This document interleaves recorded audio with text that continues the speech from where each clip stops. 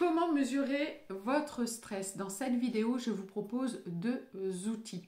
Je vous parle du stress chronique, bien évidemment, parce que le bon stress qui reste physiologique, ce qui est important lorsqu'on fait face à un danger, qu'on a besoin de réagir, là, on parle de bon stress. Le stress chronique, il va être beaucoup plus délétère pour notre bien-être et pour notre santé. Qui n'est pas stressé dans cette société? Eh bien, selon l'étude faite par Ipsos à la demande des laboratoires Boiron en février 2024, on a interrogé plus de 1500 personnes entre 18 et 75 ans et il en ressort que 65% des Français se sentent stressés. Le stress va devenir négatif pour notre bien-être, pour notre santé, à partir du moment où on en ressent des symptômes. Ça veut dire quoi? Quels symptômes on peut ressentir quand on est stressé? Eh bien déjà, ça peut être des symptômes au niveau digestif. Vous allez moins bien digérer, vous allez avoir une boule à l'estomac, un transit irrégulier, des lourdeurs digestives, etc., etc. Ça peut être des problématiques au niveau mental, psychique, plus d'irritabilité, des problématiques de sommeil, d'endormissement. Le sommeil devient plus léger, anxieux. On a des réveils nocturnes. On a une moins bonne concentration, par exemple. Autre symptôme du stress, vous pouvez, au niveau cardiaque, avoir de la tachycardie, des arythmies. Ça peut donc engendrer des maladies cardiovasculaires, des troubles musculo-squelettiques quand on a des crampes, des paupières qui sautent.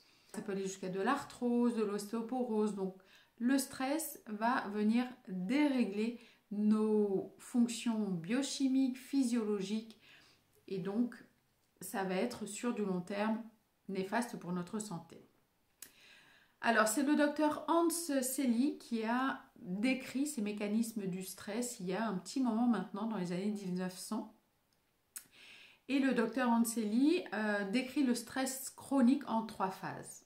Une première phase d'alarme, donc là on va pouvoir réagir, c'est un stress aigu, l'organisme se met en situation de faire face au stress, première phase, phase d'alarme.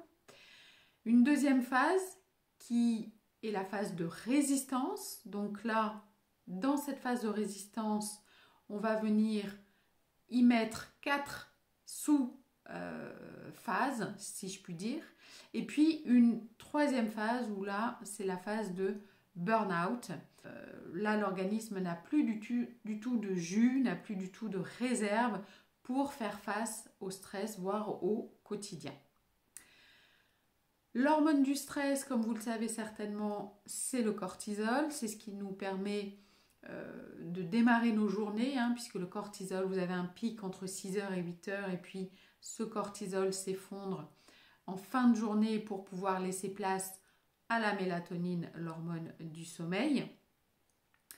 Et puis nous avons une autre hormone qui est synthétisée par nos surrénales qui est la DHEA, qui va être un peu le mécanisme de compensation vis-à-vis d'un cortisol qui pourrait être parfois trop élevé en cas de stress chronique. Alors, comment on peut mesurer notre stress? Eh bien, je vous propose un premier outil simple que vous allez pouvoir trouver sur Internet, qui sont les tests CBI. Ça veut dire Copenhagen Burnout Inventory. Donc ces tests-là, vous allez pouvoir y répondre. Ils mesurent l'épuisement personnel, professionnel et relationnel. Ça reste des tests qui peuvent être assez subjectifs. Par contre, on peut faire appel en deuxième solution à de la biologie, à des tests salivaires qui là, pour le coup, montrera clairement quelles sont les capacités de votre organisme à faire face au stress, quelle réserve vous avez au niveau de vos surrénales, est-ce qu'on a suffisamment de cortisol ou pas, puisque le cortisol il en faut ni trop peu ni trop, parce que sinon ça vient dérégler certains mécanismes au niveau de l'organisme, et ces dosages de cortisol qui vont être salivaires vont permettre également de doser la DHEA qui est le mécanisme compensateur. Donc, comment ça se passe? Ces dosages sont des dosages salivaires. Ce sont des laboratoires de biologie fonctionnelle qui proposent ces dosages.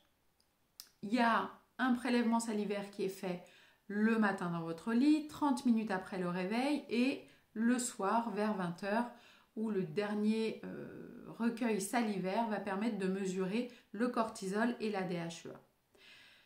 Donc ça, c'est une analyse, un recueil salivaire qui va être extrêmement fonctionnel parce qu'on va pouvoir avoir la courbe du cortisol, qui monte le matin et qui descend le soir.